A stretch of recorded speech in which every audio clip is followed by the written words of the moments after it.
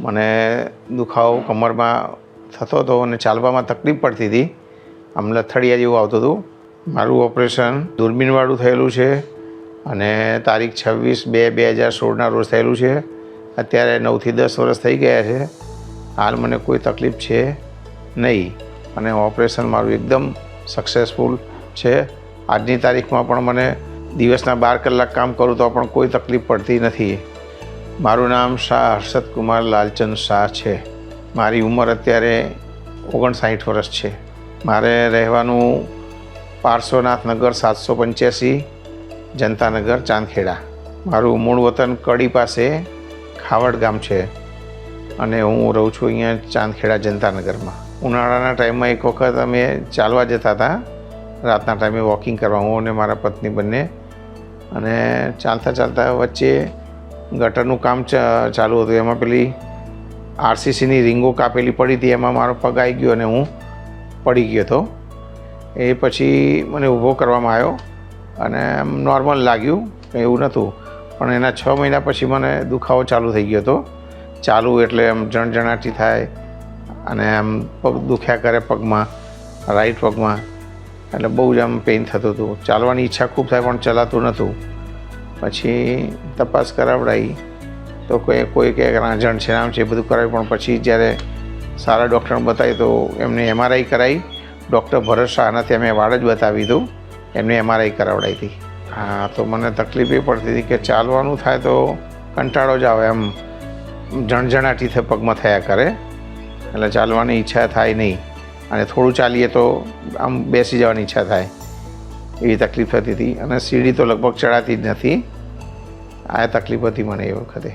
મારું ઓપરેશન દૂરબીનવાળું થયેલું છે અને તારીખ 26/2/2016ના રોજ થયેલું છે. અત્યારે 9થી 10 વર્ષ થઈ ગયા છે. હાલ મને કોઈ તકલીફ છે નહીં. સાહેબે મને તપાસ કર્યા પછી કહ્યું ઓપરેશનનું, એટલે પહેલાં તો મને બીક લાગતી હતી, પણ મારા સંબંધી રિલેટિવે મને મજબૂત કર્યો કે આમાં કંઈ થશે નહીં. અત્યારે તો ટેકનોલોજી બધી સારી છે અને ડૉક્ટર હિતેશ પટેલ પણ ફોરેનની ડિગ્રીવાળા છે ને વ્યવસ્થિત છે. એટલે અમે જઈ આવ્યા ત્યાં બતાવી આવ્યું હતું અને એમને મને મજબૂત કર્યો તો ઓપરેશન કરવા માટે. એટલે પછી મેં ઓપરેશન માટે હું તૈયાર થયો. ઓપરેશન કરાયા પછી 4-5 દિવસ પછી મને આરામ મળ્યો. વ્યવસ્થિત ચાલી શકું, હાથે બધું જ ચાલવામાં કોઈ તકલીફ પડતી નહોતી. જણજણાટી જે પગમાં થતી હતી એ બિલકુલ બંધ થઈ ગઈ હતી અને સારું ફીલ થતું હતું મને. ઓપરેશન પહેલાં હું કંઈ નીચું નમીને કોઈ વસ્તુ લેવી હોય તો નહોતો લઈ શકતો. ચાલવું હોય થોડું તો પણ કંટાળો આવતો હતો, ચાલાતું નહોતું. પગમાં જણજણાટી થતી હતી, દુખાવો થતો હતો. કે જે હવે હું એ બધું કરી શકું છું, એમાં કોઈ તકલીફ પડતી નથી. વજન કોઈ ઊંચકવું તો ઉચકાતું નહોતું.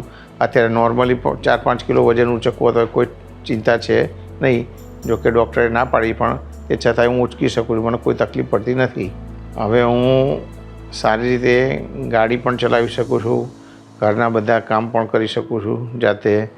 અને મારું ઓફિસે જવાનું હોય, હાથે બધું સીડી ચડ ઉતર કરવાની હોય, 1થી 4 માળ ચડવાના હોય, ઉતરવાના હોય, તો પણ હું સારી રીતે ચડી ઉતરી શકું છું, કોઈ તકલીફ પડતી નથી. આ જો મારા જેવી તકલીફ કોઈને હોય તો હું ચોક્કસપણે એ સલાહ આપીશ કે ભાઈ ત્યાં આવા સારા ડૉક્ટરના ત્યાં જાઓ કે જે પેઇનના સ્પેશિયાલિસ્ટ છે અને એ જોઈને તમને કહેશે કે કેવું છે.